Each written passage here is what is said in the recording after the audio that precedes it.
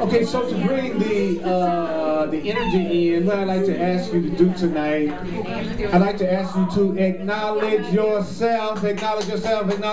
That'll bring the energy into the room. Acknowledge yourself for even making it. You know what kind of day you've had today? Yes, I do. You know what kind of day you had today?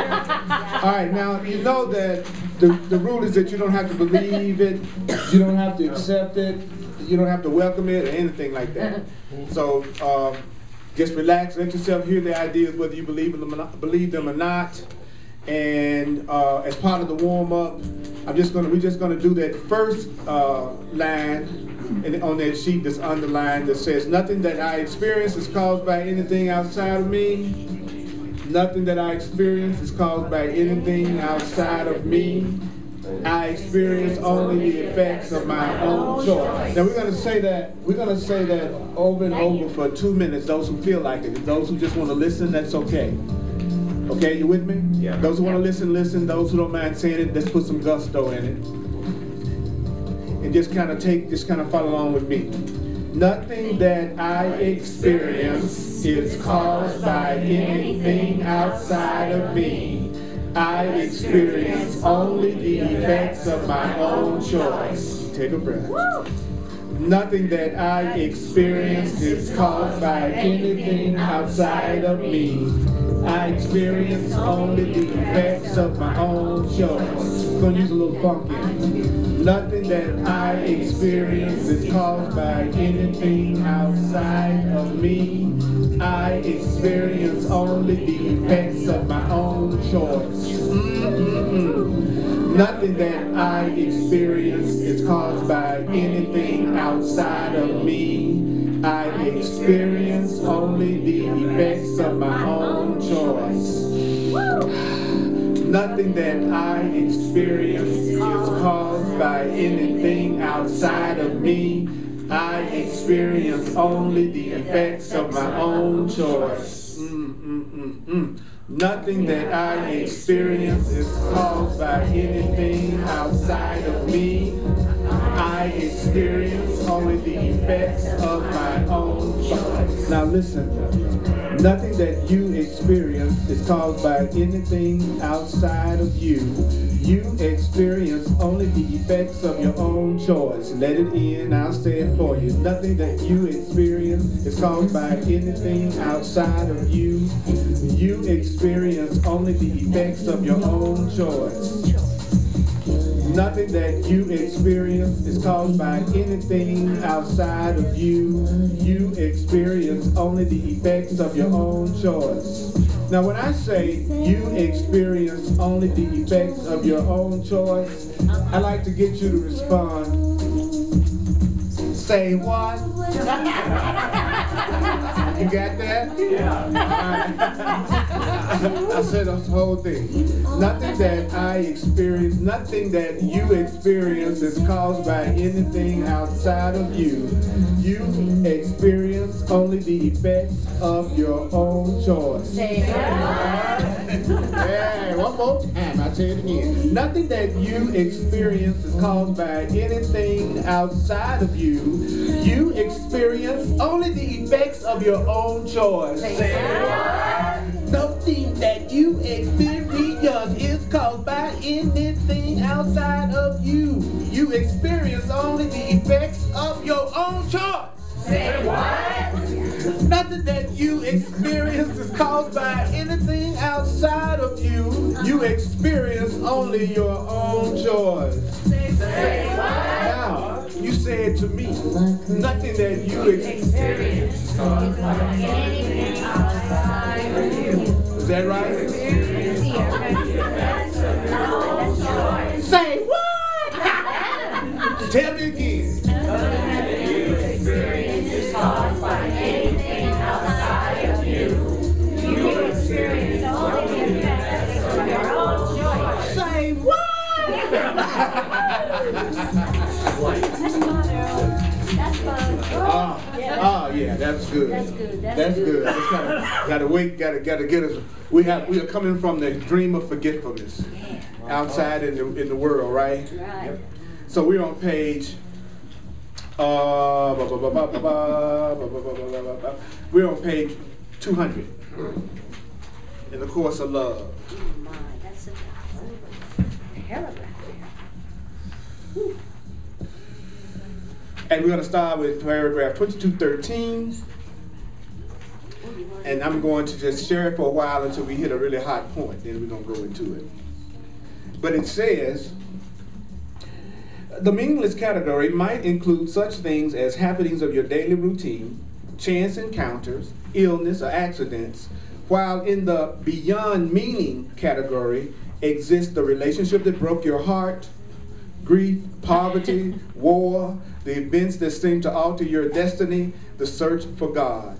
By using the word sit, I mean to imply that these things have not passed through you, and in the act of passing through, formed a relationship and a partnership with you. Everything that you don't let pass through you will form a relationship with you.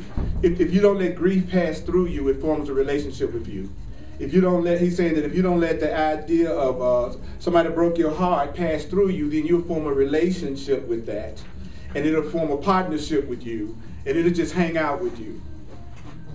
So everything that you don't let pass through hangs out with you. What you don't let pass through hangs out with you. What you don't let pass through you hangs out with you. You don't let the anger pass through you, you repress it, it hangs out with you. You don't let any thoughts of lack pass through you, go ahead and just admit it and just pass through you, and it hangs out with you. So anything that you do not allow to pass through you does what?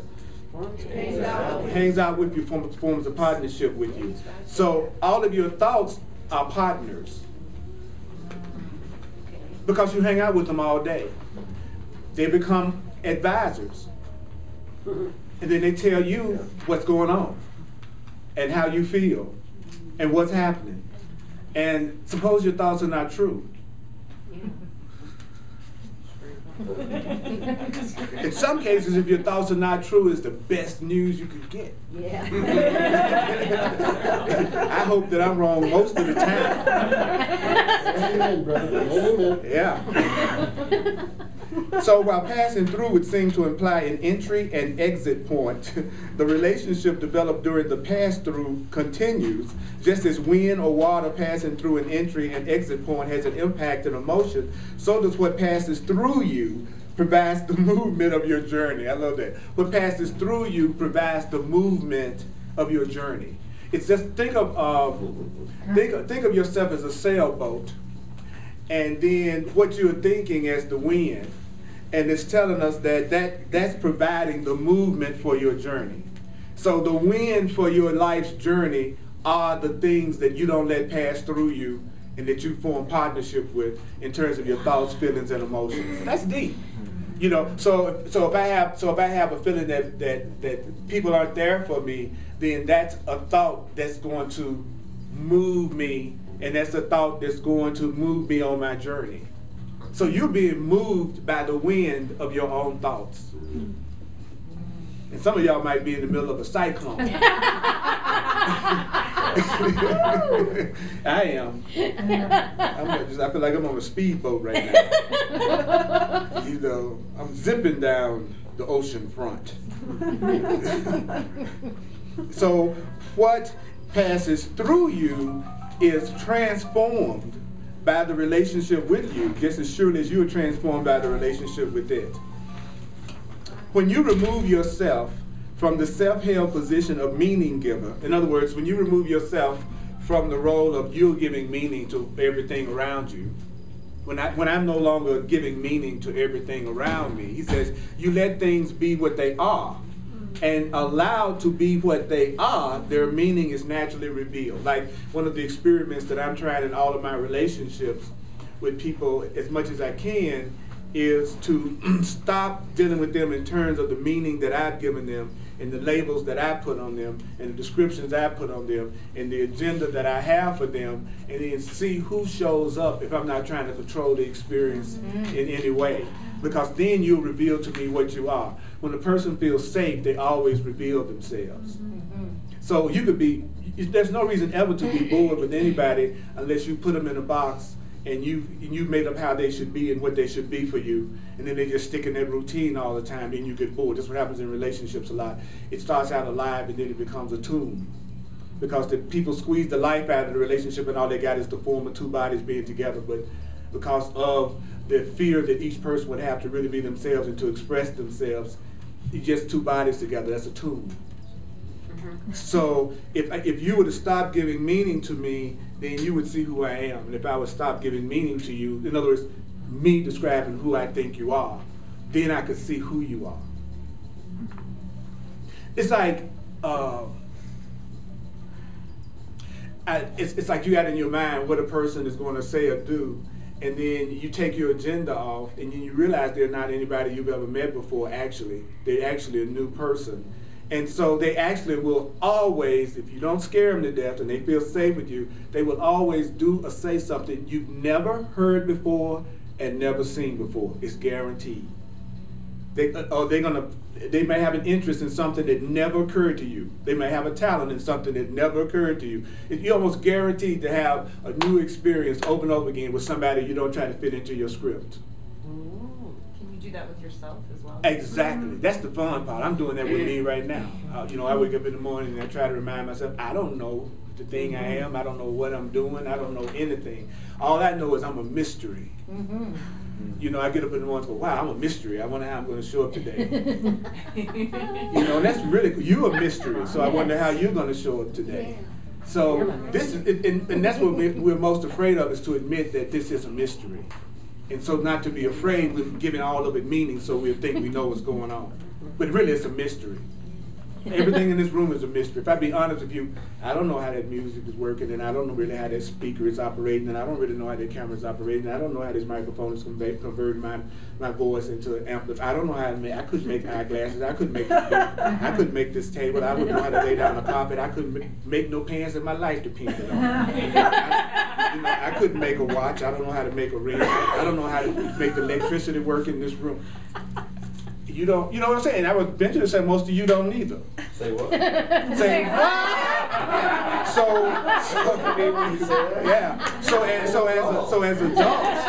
as adults, we're taught we should always know, so we judge everything so that we can think we know what everything is. That's why adults are such judges, because they're trying to convince themselves they know what's going on. Okay?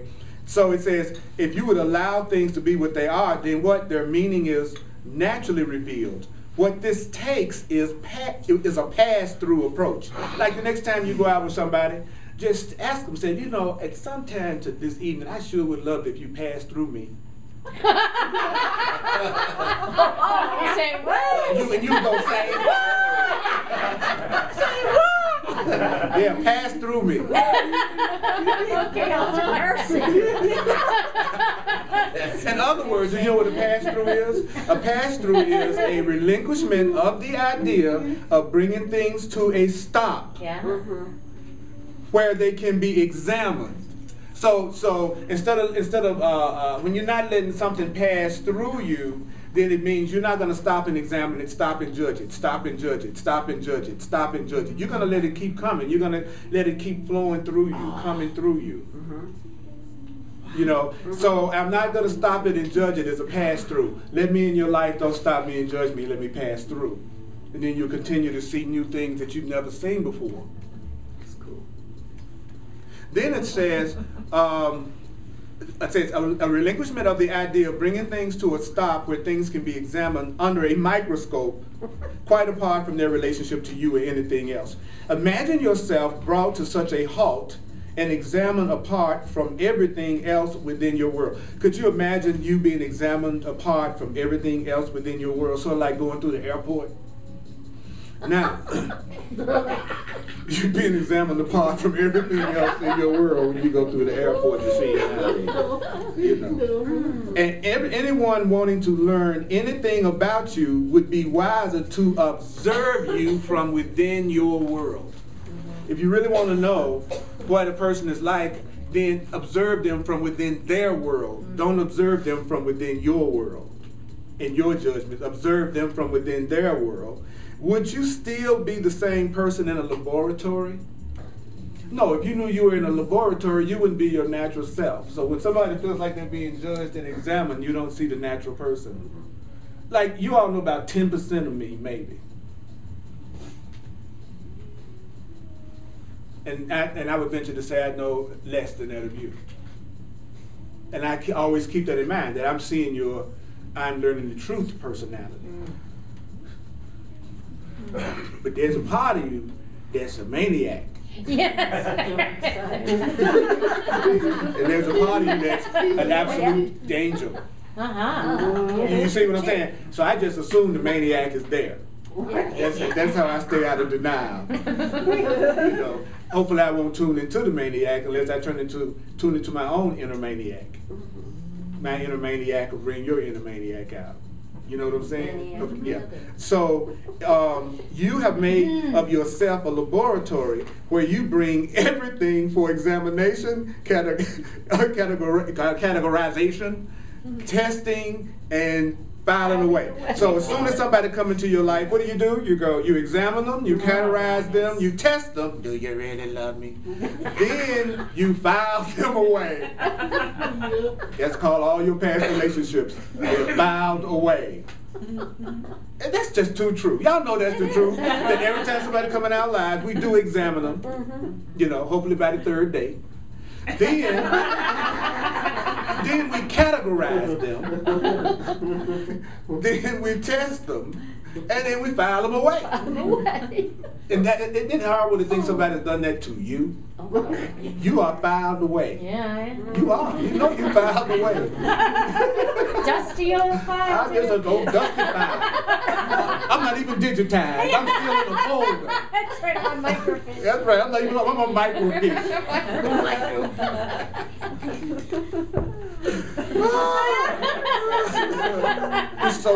It'd be sad if it was so funny. This is the scenario that separates you from everything else within your world.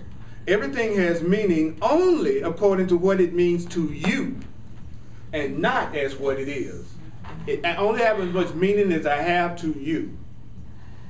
And people include you in their loop when you're helping them achieve some goal that they have.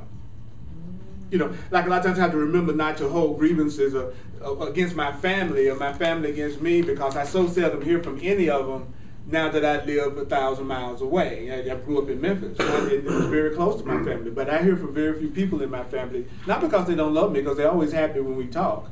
I'm not in their loop. Yeah. I'm not a part of their day-to-day experience. And all the people that are part of their day-to-day experience have a function and have a purpose. You know, and so when a person is not instrumental in achieving something, even if it's spiritual awareness or just your happiness, you tend not to include them in your loop. Some people are included in the loop because they make you feel bad. Some people are included in the loop because you use them to make you feel good. Because you know who to call when you want to feel bad, and you know who to call when you want to feel good. You also know who to visit when you know whatever your mood is, you got a person that fits it. You know what I'm saying? When you're ready to get buck wild, you got that secret set. And nobody else knows what to do. You know? Then when you're ready to act like you all prudish and prim and proper, you got the friends that you won't curse around. Then you got the friends that's all y'all do is curse.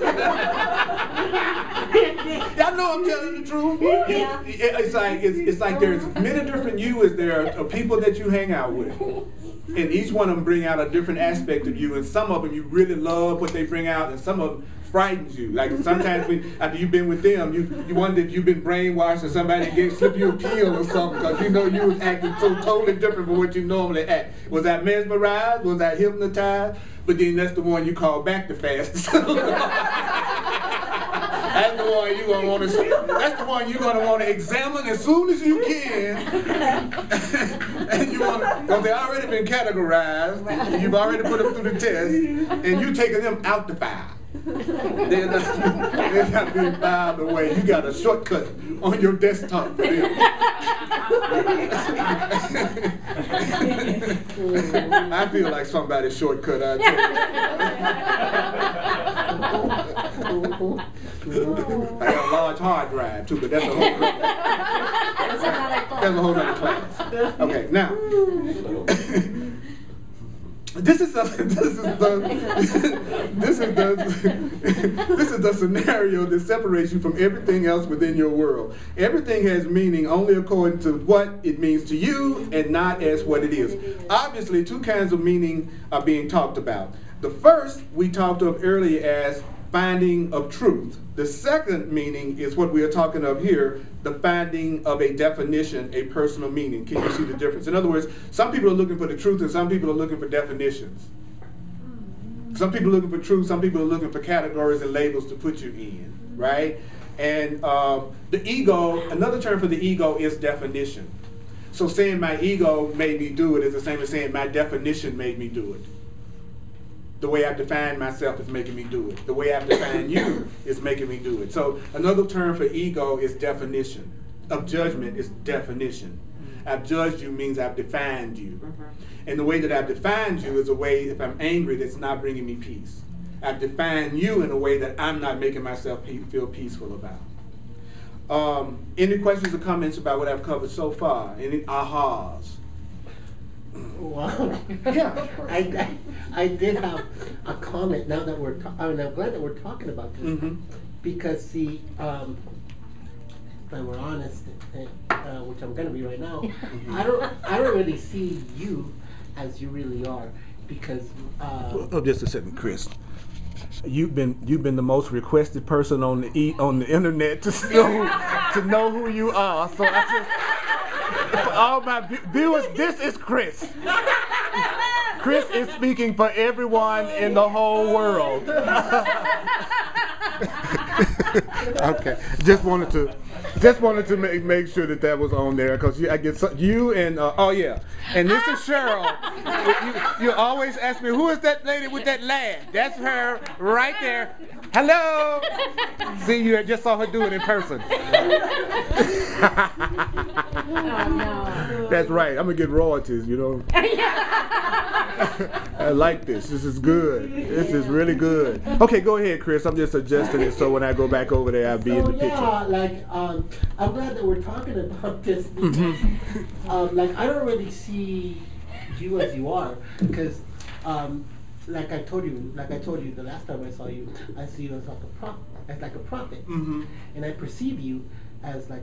I'd like to make a profit. I got my own idea of profit. Go ahead. Oh, you're hot tonight. You are.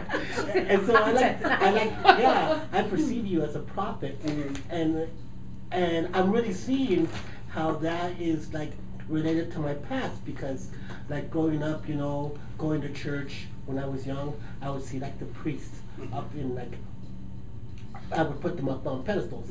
So like ever since then, like now it's like I'm repeating that past pattern. And so like now, guess what, Earl? you're fit that mold of my. So that's your definition. Yeah. Of me, right? Yeah. And see, I don't want to be put up on a pedestal, because that just means that everybody gets better aim.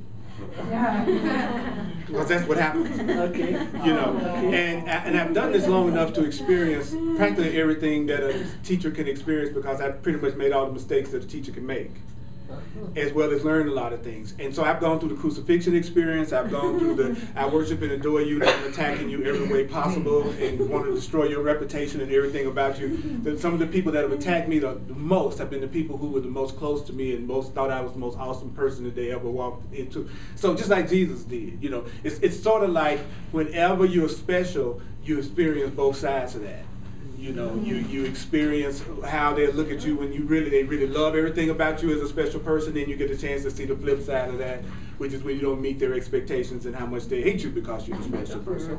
Wow. So what I want to do is walk side by side rather than be by myself. Because if you're a leader, you're by yourself, and if you're a follower, you're kind of by yourself. It's the two of you. But if you're walking side by side, then you don't feel like you're alone.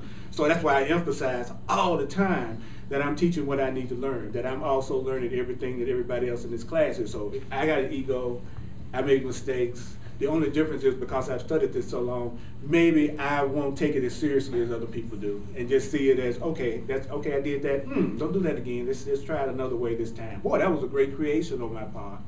Or I just get depressed and want to kill myself. But But I'll have days like that where it's like, I want to go home. I no longer want to be in the physical body. I want to go back to my unlimited state where there was no fear and everything was love, and I wasn't dealing with MasterCard. I want to go back home, and I'll get mad because I don't want to be here anymore. I get sick of it. It's too crazy. You know, it's like, and then the court says, you think it's crazy? Yeah, I think it's crazy. It's your own mind.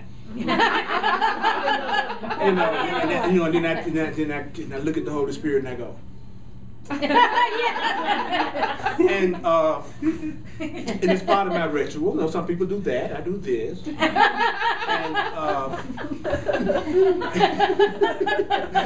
yeah, you know, it's like, hey, God is nothing to be afraid of. Unconditional love is never going to attack you because it can be hurt. So if something can't be hurt, how can it feel threatened by what you're saying? So the mere fact that we think we could hurt the Creator's feelings is us acknowledging that we think the Creator is weak in some way and doesn't really know what love is. That's what I'm saying. We're making ourselves feel bad about nothing. There's nobody judging us. There's nothing that wants to punish us. There's nothing that's condemning us. And we're just doing it to each other and doing it to ourselves. It's so funny. It's like watching somebody in a room who's smacking themselves and beating themselves up and then blaming everybody else and they're the only one in the room. You know, that's us. All day long. We smacking ourselves with the thoughts that we have and attacking ourselves with the thoughts that we have and the labels that we have. And then the average person doesn't experience being physically attacked during the day.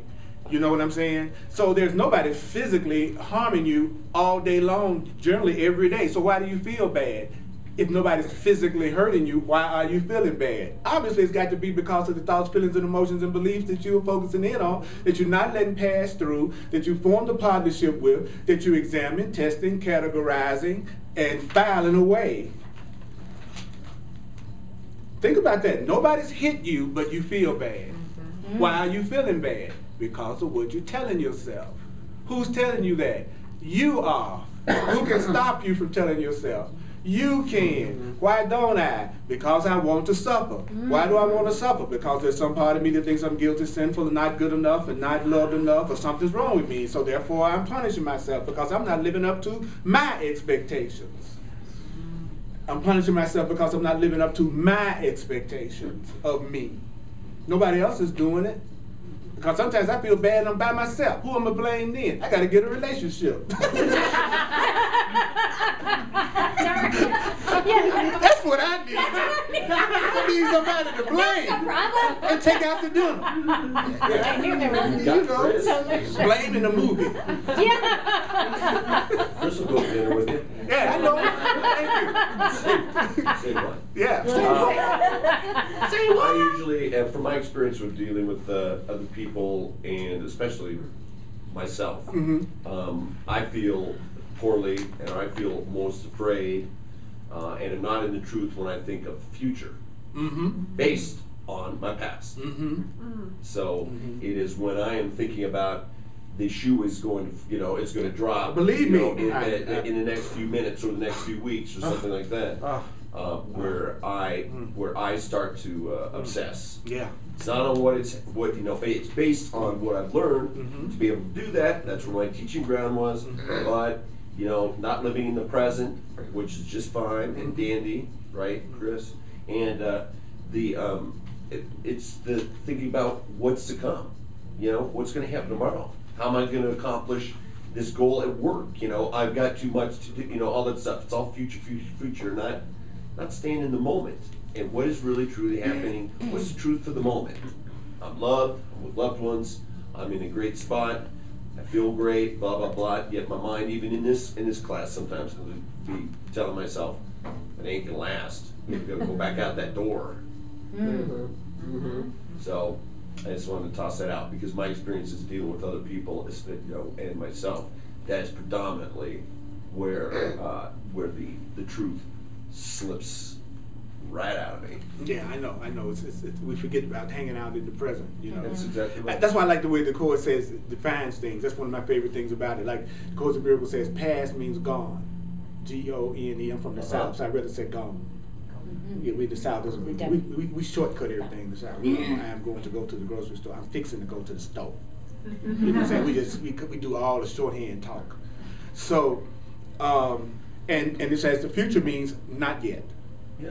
So I love that. I'm asking for, I would love to have the perfect relationship in the future is, I would love to have the perfect future I would love to have the perfect relationship in the not yet. I love to have prosperity in the future. I love to have prosperity in the not yet. Future means not yet. See, and then I had a lot of love in the gone. Had a lot of prosperity in the gone. See, the past, gone. My past love, that's my gone love. That's what's so good about letting go of the past, because it's impossible to not let go of what's already gone. You're guaranteed to win. You're trying to let go of that relationship you had in the 3rd grade. I know you're going to be successful. But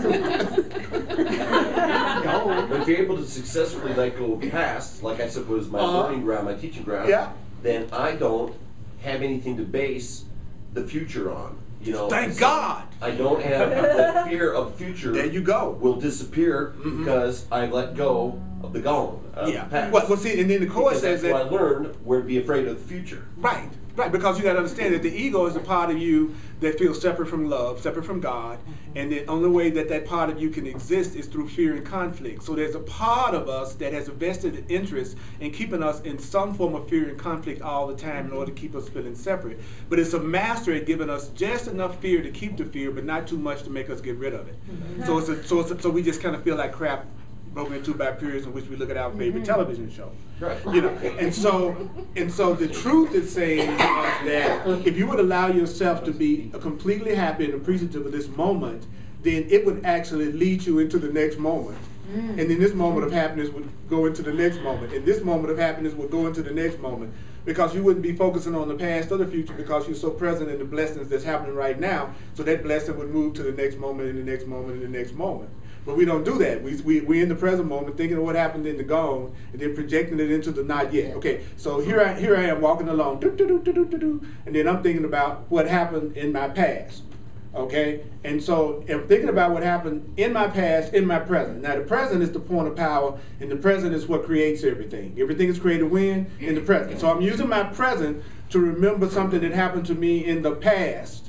And so then I project it into the future. Then see, I meant it. See, I told you it was going to be like that. And you don't realize you were the one that projected it ahead of you by using the power right now just to think about the things that make you unhappy and sad. That's exactly what I was saying. That's right. Perfect. That's right. So then I always do this. I ask you, what do you do? Simplify terms. What do you do if you lose yourself in the past or the future? What do you do? How do you? Well, I tell myself that my mind has been blank. Okay. That right now I've had a blank mind for the last hour.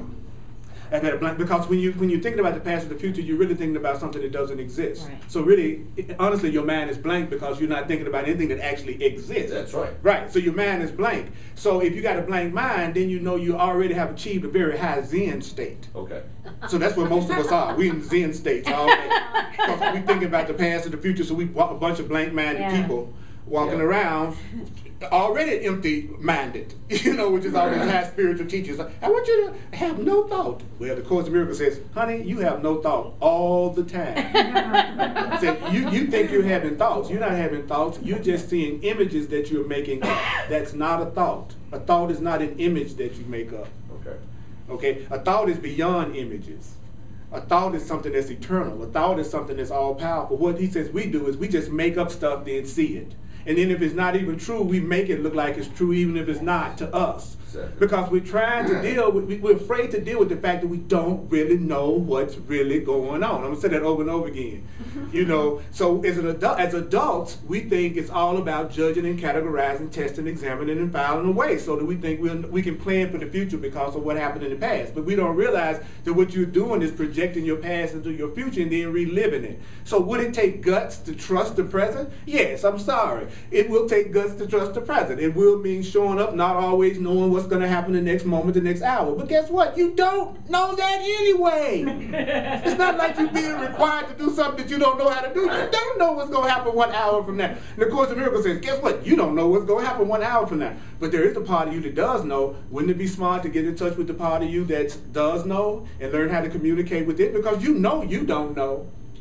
See, that's very logical and reasonable. Yes, you had your hand up. You may have already answered this, but I just want to know how. Like, how do I want to say this? So I've been trying to my big problem is assigning meaning to someone, and usually that meaning is like bad for them and then somehow good for me because I was doing so much better. So it's like boosting myself, and I get it. My ego is like entertaining itself by doing that. But I try to stop myself, and then I just can't do it. Like, how do you just stop? Okay, this is where you deal with it. How do you take the file, open it back up, and let it pass through you? The way that you let the only reason why you're saving the file is because you still think you need to examine what's in it. So if you were to accept already that file is nothing but a definition file that you're making up, then you would go ahead and just let it pass through you because you would know it's just a meaning you made up and it doesn't really mean anything and it wouldn't be no big deal. See, I don't try not to think negative, and I don't walk around all day trying to be positive, and I don't walk around all day trying to think of only loving things to say to people. What I do is I walk around all day, think whatever I want to think, and then see it with the eyes of love and see myself as innocent for thinking it and just saying it's a thought.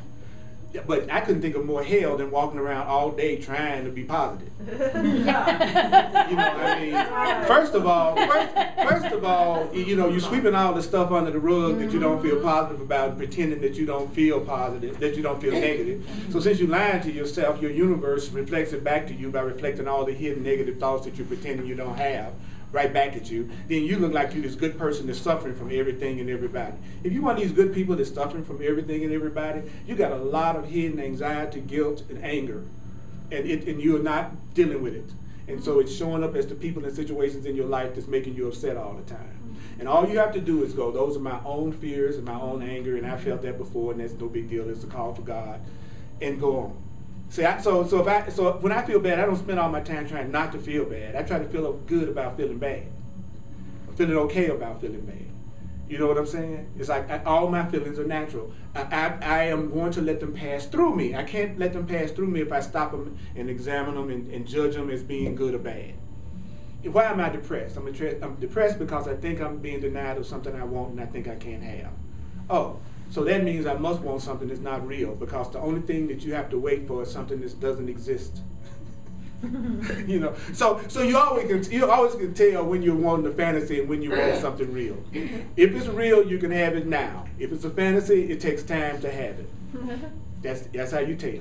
Tell me what you want that's gonna take time for you to have it, and I'll tell you what you told me that's not real. See, we could choose for peace with each other right now. We could choose to feel grateful and blessed right now. We could choose to join with each other, love each other, and see each other correctly right now. Everything that's real, we breathe in air right now. We're sitting here in this room. Everything that's real is happening now. Everything else is just happening in our minds. So it's not real.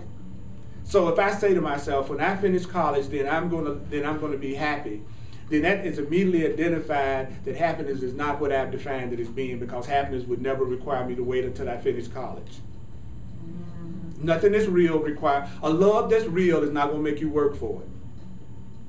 You know, I've met two types of men and women in my life, in my relationships. I meet people who generally feel completely open to me, and they trust me, and they get me at the very beginning, or now they just don't. So I'm really grateful that I don't have a lot of shades of gray, because the truer you are to yourself, the less shades of gray people in your life. So either people get you and they move away, or don't get you and they move away, or they get you and they move towards you. You win either way. Yeah. That's why you know, I'm sure there are people who come to my class and get appalled about things that I say. And I used to have people that would occasionally call me and suggest that I don't say them or do them, so that they will come to the class. Okay, so let me get this straight. I'm not to be my natural self and express myself in a way that feels natural and joyful for me, so that somebody who's judging me would stay around longer. Yeah. I don't think so. So I'm very quick to tell people, what I want you to do is give you peace, and if it doesn't give you peace to come to my class, maybe that's not the place for you to be, because I'm not going to change. Because how can I ever be accepted for who I am if I keep on adjusting myself so that everybody around me will like me? I'll never know what it feels like to be loved for who I am. So sometimes in order to get to that point that you're loved for who you are, you will appear to lose every single personal relationship that you think you have. Because everybody that's been with you based on a false self will fall away when your true self shows up, unless they really are on a level of conscience that they can accept you and appreciate you for who you are. So you get a chance to see who your real friends are really quick if you just be yourself. And I get a chance to see who the people who are really supposed to be learning with me by me being myself, and see who comes and see who goes. Because I don't ultimately believe that anybody's taking care of me but God, and that everything that comes through you, I'm grateful, because you have to be willing for that to happen. But I still see you as the channel and not the source. Because I can never be myself if I think that you're taking care of me. Because then I'm going to change the way I express myself so I don't lose you, and my class don't get small, and I don't insult anybody, and people don't run away. You see what I'm saying? So it takes courage to get to the point that you're in a world where you can be yourself. And sometimes people don't want to do the courageous thing because they're afraid of losing, and they're afraid of who's going to leave. Well, the only person that's going to leave is somebody that can't accept you for who you are. How is that a loss? But I was so insane, I felt like it was a loss. There's a part of my mind that's so insane that I'll miss relationships that wasn't even fun. Of people that I didn't really enjoy. Yeah. And y'all know what I'm talking about? Yeah. And you be like, what am I crying about? Then the part of me says, I'll tell you what you're crying about. You're crying because you want to punish yourself. That has nothing to do with the love of that person. It's just another way for you to stick it to yourself because you don't think you deserve to be happy. So you're using that person or that situation that you think is a loss just to punish yourself. It has nothing to do with no love. Because you can't lose love. You can't lose love no way. You can only lose specialness. Yes. I'll say it again. You can't lose love. You can only lose specialness. Hold up a second. You can't lose love. You will lose specialness. So you're supposed to look at specialness as ice cream. I call it specialness ice cream. That's what I call it, literally. I said, specialness ice cream. Okay, what do you do with ice cream? You lick it and you enjoy it, but nobody's eating ice cream that thinks it's going to last forever. You see what I'm saying? And it's going to melt, so either you can lick it or you can just let it melt. Okay, so specialness is like that. It's like ice cream that's melting, that you need to be in the present moment and consuming the ice cream right now, because specialness always ends. It ends if for no other reason, death. Okay? There's no such thing as a permanent physical relationship. So you best enjoy those that you have. You best enjoy the specialness when it's there. But the way that you can handle it when it leaves is that you never expected the ice cream to last forever. You know, that's what Spirit told me. It says, it's not a sin, it's not bad, and you can use the specialness to move you toward love. You can treat yourself, you can treat each other so wonderful that it's a reminder of what love really is. Because this is your personal laboratory. That's what you all are. You are each other's laboratory. And so sometimes when you're doing experiments in the laboratory, it blows up the whole laboratory, including the scientists. So some of y'all might have had some relationships that were explosive. But that turned you on too, because it was so much energy and intensity, you know what I'm saying? Most people are so bored, if it wasn't for their crisis, they wouldn't have anything interesting to focus on. So boring people make drama to entertain themselves. Bored people create drama to entertain themselves. So the more bored a person is and the more they're not expressing themselves, to have some kind of interesting stuff happening, they'll create drama. And you call those the drama kings and queens.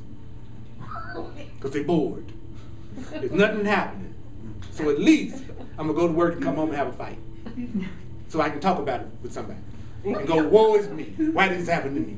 How come I can't masturbate treat you right? Oh my God. You know. And so if you're bored, you're going to create drama. If you're ready to realize who you really are, you're gonna say, I'm a mystery, and see how God shows up through you and blow your mind with the cool stuff that shows up in your life. Because that's what's happening with me right now. It's like I'm stunned at the things that happen to me from day to day. Now, as I say, God, live your life through me. This is a mystery. What you want to do? What you going to do? I can't wait to see, Spirit, what you going to do today. That's so good. But you realize you don't know anything. Right? And that creates a completely open blank slate for God to write on. I don't know. I don't know. That's a very good thing to tell yourself. That's why it's the third lesson in the Course in Miracles. Right. You know, I don't understand anything I see. I don't understand. So in other words, your question, right quick, don't try to get rid of your negative thoughts. Okay? Readiness is not mastery. You're learning how to think in a more peaceful way. On the way to doing that, you're going to still have crappy thoughts. Okay? And what you do is you just wallow in them. Say, how crappy can it be? You know, just play with it. You know? It's like, you know, like instead of like, you want to really judge this person and call them everything but a child of God, but you're trying to be spiritual, so you're like, you call you the Holy Son of God. You really want to kill him, you're the Holy Son of God. You know, and you could go, you bastard, and then can you say that in total innocence and realize that's nothing but a definition, nothing but a word you made up that you give it some meaning. It's just a word. That's what I'm saying. It's just a word. That's all. I used to mostly have class. For many years, I've had classes mostly with souls with white bodies. And man, when I would make an example out of you, something like I said, nigga, nigga, nigga, you can just watch. You can watch the energy go.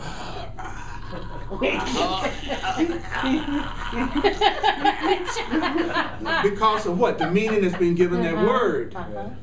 It's just a word. But it's the meaning that's been given it that people have died about. You understand what I'm saying? They're just words, and we don't get that all about what's a curse word? It's a word that's been defined as a bad word. That's it. You know, you should say penis as quick as you say eyeball. But because of the guilt that we have, there's certain parts of the body the court said is hidden. You know, because of guilt. And that's it. It's just because of guilt. And what does the guilt come from? What we've been taught. We were taught to be that way. You know, so the Course in Miracles teaches that perception is learning, and learning is perception, that we're all seeing it the way we learned it. So if you learn to feel ashamed, you know, that's what's interesting about going over to Europe. They have a different, you can tell they have a different perception of the body. And it's Americans who think they're so liberal, but they're the ones who really got more hang-ups about the body than anybody, but at the same time, worship it unbelievably. You know what I'm saying? It's really funny how schizophrenic in the way our culture is. You know, it's bipolar. We got a bipolar culture. But that's good. So whatever it is that you are examining and categorizing and filing away, you're forming a partnership with it, and it's going to become your perception of reality. And then you're going to draw other people to you who feel the same way, so you'll be even more convinced you're correct because you have so many people agreeing with you. But that doesn't make it true just because a lot of people say it is. You know what I mean? It's like I practice the truth. I don't care if anybody else agree with me or not anymore. It doesn't make me any different. I've had it prove itself to me so many times I could care less whether somebody believes that there's any validity to the information I can get through astrology. I don't care. You know, I don't care anymore. But when I doubted it, then I cared. You know, but if it's true for me and it's working for me and it's bringing cool stuff into my life, I don't mess with happy people. When people are happy, and I'll say, they'll talk about a belief or something that they're doing and the way they're living their life. The first thing I will ask them, are you happy? And if they say yes, I don't mess with that. I don't give an additional input. You know, because if they're happy, then they're accomplishing their purpose and they're accomplishing their goal. So wherever they come into that conclusion, it wouldn't be loving to me to tell them, well, you happy the wrong way. And I'm not even happy myself. Because there's mostly unhappy people that's always telling other people how to be happy, which is crazy anyway. Think about it. It's people without money that's telling everybody how to be rich. It's okay when you don't have money and you teaching wealth and you're using as an example somebody that's wealthy and what they teach. That's where I'm doing this book. I'm teaching from something beyond me, even though I haven't achieved it myself. That's okay. You know, but if I actually am coming from my own knowledge and I haven't even achieved it myself, that's really crazy to listen to me. You see, so a teacher is a demonstrator. So I'm always looking for who's demonstrating stuff. I don't really get impressed by words the way I used to. Anybody can talk it. Anybody, oh, I love you, I'm always there for you, I'll always care for you. Y'all have been through enough in y'all's own experience of your own consciousness. By the way, it's your mind you're meeting. Yeah. I don't know how to break it to you. It's your own mind that's showing up. In some parts of your mind is like pristine. And in some parts of our mind is like a swamp. You know, and I've been on some gator swamp tours in New Orleans. It's cool. You know what I'm saying? Sometimes you can go around the swamp and go, yeah. And that's what you look at that's how you look at your so-called negative thoughts, fearful thoughts, guilty thoughts. You walk around through the garden of your mind and you look at the few of the weeds and you say, I need to pull that weed up, pull that weed up, pull that weed up, pull that weed up. Right there, that's a weed thought, that's a weed thought, that's a weed thought. And you don't judge yourself for that when you're walking through your garden looking at them. You don't walk through your garden and look at weeds and go, oh my God, oh my God, Jesus, oh, that's a weed, oh my God, oh, I'm a bad person, it's a weed. And for those of you who deal with weeds, you don't be feeling bad at all. So the thing to keep in mind is that it's just weed thoughts, just thoughts that you see in your mind that have nothing to do with who you really are. You are not your thoughts. You are not your thoughts. You are not your thoughts. You are not your thoughts. You are not your thoughts. You are not. Actually, you're not your thoughts. Yeah, you're not your thoughts. You're not your thoughts. You're not even your feelings. You're not your feelings. You're not your feelings. You're not your beliefs. You are the being that experiences them. You are the being that experiences them. You are not them. So you are not a sinner. You are not bad. You are not guilty. Now, people who want to believe they believe I'm a heretic. People who want to believe they're guilty and sinful will run out of a room like this screaming because they want to feel guilty and they believe that it serves a useful purpose to feel guilty. But it doesn't serve any useful purpose to feel guilty. You just need to know you're making a call for love and you're making a mistake and the mistake can be corrected. But guilt has got to go if you want pain to leave your life. Guilt's got to go. There is no, I'm sorry. You feeling like you feel guilty because you're such a good person, so you feel guilty about every little thing you do. All you're saying to the universe is, punish me, punish me. Would you punish me? Would you please punish me? Would you please punish me? I feel guilty, punish me. I feel guilty, punish me. Then you're amazed that you get laid off, and you're amazed you have no money, and you're amazed that you get sick, and you're amazed that you haven't had a date in 10 years. That's all part of the self-punishment. Just because you're such a nice, guilty person. Stop being a nice, guilty person so that your life will stop slamming you at your request. But I've learned to value guilt so much that I need help to let go of that attitude. And that's what these books and the Holy Spirit and the truth is for. It's giving us the assistance in letting it go. Yeah. Now, I wanted to backtrack a little because when you were talking about like the fantasy is like when you're like I will be happy when and you were saying that's like anything that's real you can have now. Okay, because see, that's what I tell myself about the truth. That I tell myself, I will get the truth when this happens, or this happens, or this happens. And for me, it's like, I will get the truth when it's complicated. It has to, for me, it has to be complicated. Like, for me to be like, I could be happy now, I could have the truth now, that's too simple. It needs to be complex. I know. There's nothing that's hard for us to recognize than the obvious. Yeah. See, if you make, here's the way it goes, Chris. If I make it complex, then I got a lot of excuses as to why I can't do it right now. If it's simple, I just have to admit I'm not going to do it right now, and I don't want to do it right now. And that's why the Course and things like this turn people off. That's too simplistic, yeah, because if it's that simple, you can do it. But if you make it all complex, you know, like sometimes I get people give me stories over the internet who have seen my classes, and they tell me, I mean, some of the stuff that people tell me that they are experiencing, it's like, it's so intense. You know what I'm saying? I mean, the little stuff that I'll tell myself that I'm upset about is like, compared to some of the stuff that people are creating for themselves out of their sense of fear and guilt and not enough, you know. And that's because some part of them feels like that they need to go through that in order to grow or to learn or to be okay. And what truth is telling us is that if you choose to do that, you can. But there is another way. That you don't have to learn through pain. You don't have to learn through pain. If you choose to, then it can be used to still take you to love. So that's great, but it's saying you don't have to do it that way. And so I want these people to go, okay, I don't. No, you just have to listen and then follow orders, instruction. That's all. You know, and that's how you get the most freedom anyway. That's how my mother gave me a lot of freedom when I was a teenager. I was one of the teenagers that I would do what they said. She said, be home at 10 o'clock. I'm there. You know, why? Because she goes, I can trust you. You can come home now at 11 o'clock. I'm there. Oh, you can come home at 12 o'clock. Everybody, all my friends that I saw rebelling, now you can't leave. You go nowhere. And they would be like proud, you know.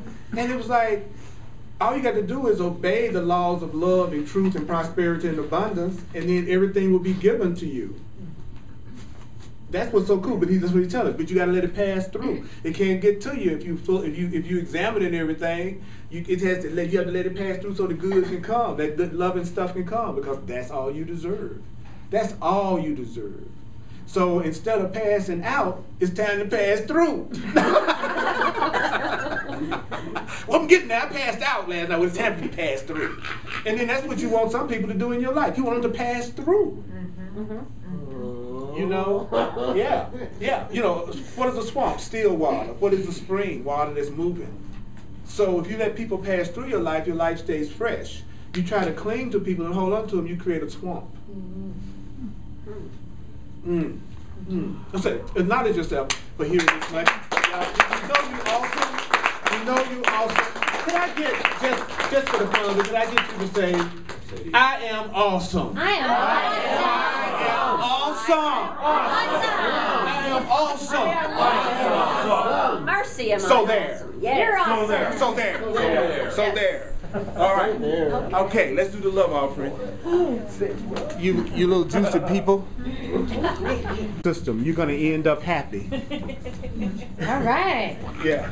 I regretfully tell all of you that you, in spite of your best efforts to the contrary, you're going to fail miserably at keeping yourself miserable. All right. You're just going to, it's just like everything else you failed at. You're going to fail at keeping yourself not happy all the time. You're going to become a failure at misery. Yeah. Yes. Isn't that great? Yeah. We've been trying to be one. Now, your question, my dear. Okay. I want to make sure like I phrase it right. Okay. I have been feeling like fear and apprehension for like half a week. And I think it's like this fear of change, like if I change, like what you were saying about all your friends might disappear. And I know, like in my heart, like I see how happy you are and how peaceful this program has brought me so far. And it's like now I'm starting to get a little bit more into it. And is that normal to be like fearful? And does that mean that I'm trying to hold on to something that is punishing me? Like, or am I just thinking too much about that thought? I should just let it pass through. It's all of the above. But it's normal. Yeah, it's normal. It's like if I could say one thing out of 30 years of teaching is readiness is not mastery. Stop expecting to feel good all the time on the way to feeling good all the time. Because if we'd already mastered it, we wouldn't need to be here. So to beat ourselves up because we're not able to do it all the time is really just our ego. It's natural for your old self to want to defend itself. It's natural for the you that you built up over all these years not to want to go. And it's going to go because it's not really you. You deserve the joy, not the sadness. So, and it's so much better, right? I would choose it. I think what's one of the coolest things is that when you really realize you're free and that you're innocent and you can do whatever you want to do, you become more discerning than you've ever been in your life. And people think it's just the opposite. If you're really free and you don't feel guilty, you're just going to run wild. The truth is you're running wild because you feel guilty. That's why you're doing all sorts of crazy stuff that you punish yourself about later. When your peace becomes your primary goal, then you don't do things based on what is right or wrong. You do it more based on what's going to bring the most peace or not. And you'll find those decisions always work out for you. And you'll put your peace before anything. It'll get to the point that you won't choose it for a relationship that you know you can't have peace in, or you won't choose a job that you know you won't give yourself peace in. You let peace be your guide. You'll learn how to follow that energy, and that energy will always lead you to the thing that's satisfying to you. And most people don't follow their peace and their bliss. They follow their insecurity. And so most people are doing stuff out of a sense of I need to have security. And the security level of consciousness is the lowest level of consciousness you can exist from. And that's where the average person is coming from. It's all about sacrificing what they really are and what they really love so they can be able to make it. So it's all about making it. But a person who's waking up can't be motivated like that. They literally can't go to a job like that until they change their mind. They could do it if they change their mind. Like, in other words, if you realize your happiness was from within and you was feeling this fountain of joy all the time and you was feeling blissed out from within, you wouldn't care if you were a street sweeper or the president of the United States. You feel totally satisfied because you know your happiness comes from within. As a matter of fact, you probably do the street sweeping thing because it's so simple and uncomplicated. And now because you're no longer judging your value based on whether or not you have a job that people admire, because your happiness is coming from within. So the ones you wake up to probably the biggest masters with the greatest powers that you could ever imagine is somebody you saw standing outside of the store asking you for your change. Because a lot of times masters do that on purpose. That they materialize themselves in the most unlikely forms that most people wouldn't think that they would be in. You know, and have you ever been in a house and you all were doing something really great or unusual or outrageous, and right next door you know it was just regular people on each side, and the people going down the street would never have any idea what you all were doing in the house? Don't you know that's happening all the time as you drive down the street? That there are people that are advanced beings probably floating around the living room, and you don't even know because they don't do any. No advanced being does anything that increases fear. So they wouldn't do anything that would frighten you. And the Course in Miracles says that when you wouldn't be frightened by it, your invisible teachers will materialize in front of you. But if it was to frighten you, that it would not be the smart thing to do because you doubt your right mind. It is your right mind that the truth has to be accepted in. So if you think you're crazy, that's going to set everything back. You see what I mean? Yeah. So higher advanced beings, they just don't expose us to anything that would frighten us, thank goodness. Yeah. Most people aren't ready to be at home at night by themselves and wake up and then see somebody sitting on the sofa. You know what I'm saying? So, you want to hang out and study and then just like disappear in a puff of smoke. I don't think so. So as we let go about fear, we'll see miraculous things that'll blow our mind. I can tell y'all some things that happened after studying the Course in Miracles that you would swear that I was lying and that I was making it up. You know, I have people tell me all the time that they've been studying the Course in Miracles for a few months or a few years, and they see tremendous differences in themselves. And I always tell them, well, imagine 30 years and studying it and teaching it every day. You know, so you think that I have a normal perception of reality? No, I'm just being the way that Spirit is directing me to be, not as to freak you out. Sweet. Yeah, and that's what you're doing for your relatives. You know you are. You know your relatives, some of your relatives like you ain't ready to tell them nothing about listening to this wild black man talking about God. They'll never hear it come out of your mouth in a million years. It was funny when I first had a television show in Memphis, and we were gonna tape the class, you know, because it was broadcast live.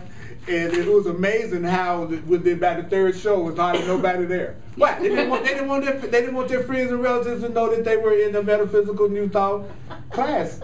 A lot of them. Yeah. You know. So again, it takes courage. It takes courage to live your truth. But living your truth doesn't mean that you're trying to scare everybody around you with it, because it doesn't matter. If it's the truth, they're going to realize it sooner or later. So it doesn't matter that they get it right now. It's okay if they don't get it right now. I love the freedom that the truth gives me, allows me to be like a chameleon, where I can go into any environment and be perfectly comfortable and hang out with anybody. I don't go into environments trying to impress people with how different I am from them. I go into environments and say, how can I join with everybody in here as much as I possibly can? So as a plumber, I'm asking them all about, how do y'all get the been always wondering, how did y'all know how to get the water pressure that precise? That's a good question. It is. You see what I'm saying? And the minute you join with a person on anything, then they'll become more open to you on other things. It's the way it works. Yeah. If you having a problem connecting with somebody, find one thing you have in common with that person. Focus on that one thing, and it will lead you into a relationship with them that you'll be amazed at what you all end up talking about. Just because there was one thing that you joined on. You want to join. You don't want to separate. You know. And so if you really trust who you are, you don't have anything to prove. I don't have to prove to anybody that I'm free. I just live it. I do what I want to do, but I have to let everybody else do what they want to do too, and that's the part that usually does, it's hard. Everybody pretty much wants their freedom, but they want to control others. So it takes a lot to go, I'm free and you are too.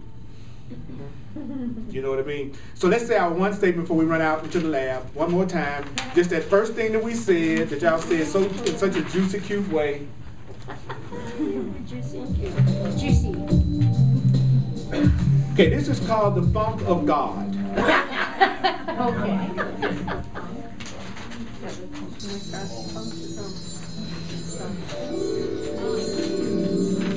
Nothing that I experience is caused by anything outside of me. I experience only the effects of my own choice. Nothing that I experience is caused by anything outside of me. I experience only the effects of my own choice. Take a breath. Om Namah Marisha Valye, Om Namah Marisha Valye, Om Namah Marisha Valye, Om Namah Marisha Valye, Om Namah Marisha Valye. Okay, here we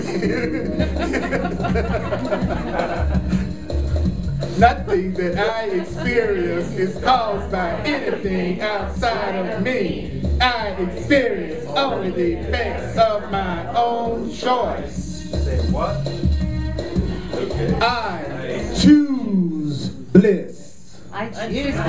I choose bliss. I choose bliss. I choose bliss. I choose bliss. Appreciate y'all. Thanks for coming out. Helping me remember. Y'all awesome. Remember, try not to file anybody away this weekend.